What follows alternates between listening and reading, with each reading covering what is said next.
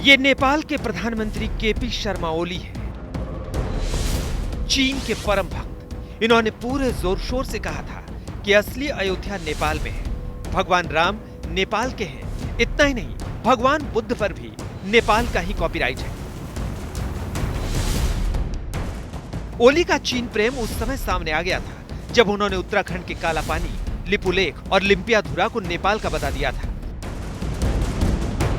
लेकिन ओली की नक्शेबाजी ज्यादा लंबी नहीं चली। चीन के इशारों पर अपने नक्शे में भारत के हिस्से को दिखाने वाला नेपाल वापस लाइन पर आ गया है।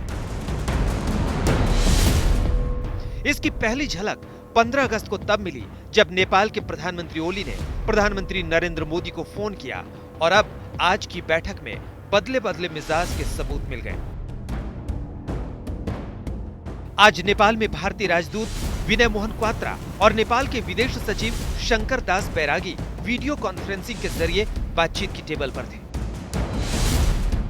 लेकिन आपको यह जानकर आश्चर्य होगा कि नेपाल ने सीमा विवाद पर चुप्पी साध ली। वो राम को नेपाल बताने के पीएम ओली के दावे पर चुप था। अब वो सिर्फ विकास के मुद्दे पर बात कर रहा था। अच्छी बात है कि नेपाल ने भारत से अपने सालों पुराने रिश्ते की अहमियत को समझा। आज भारत और नेपाल की बैठक में तनातनी नहीं थी, कोई पूर्वाग्रह नहीं था। वहां आर्थिक और विकास से जुड़ी परियोजनाओं पर चर्चा हो रही थी। नेपाल ने बॉर्डर विवाद को नहीं उठाया और भारतीय पक्ष ने भी इसका जिक्र नहीं किया। बैठक से जो बात निकली उसके मुताबिक पिछले 1 साल में विकास परियोजनाओं में हुई प्रगति पर चर्चा की गई। नेपाल के गोरखा और नुवाकोट जिलों में 46,301 भूकंप प्रभावित घरों के पुनर्निर्माण पर चर्चा हुई। पेट्रोलियम उत्पादों की पाइपलाइन पर बात हुई। मोतिहारी अमलेखगंज क्रॉस बॉर्डर का परिचालन, विराटनगर में एकीकृत चेकपोस्ट और उच्च प्रभाव सामुदायिक विकास परियोजनाओं पर चर्चा की गई। उस बातचीत में हमारे सिक्योरिटी काउंसिल की इलेक्शन और कोविड के बारे में भी बातचीत हुई।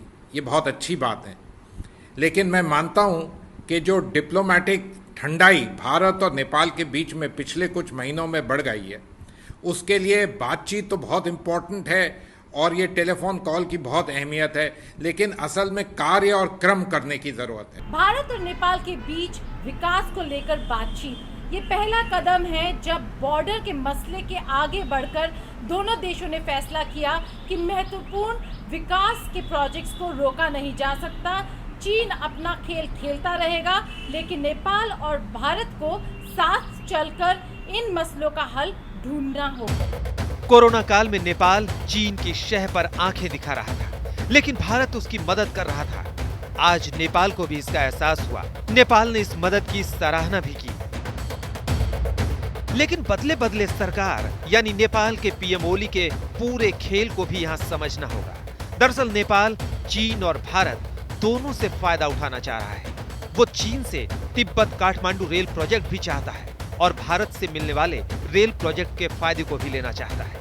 वो चीन से सड़क बनवा रहा है और भारत से भूकंप राहत की भारी भरकम मदद भी लेना चाहता है। यानी नेपाल चाहता है कि उसके दोनों हाथों लड्डू हो।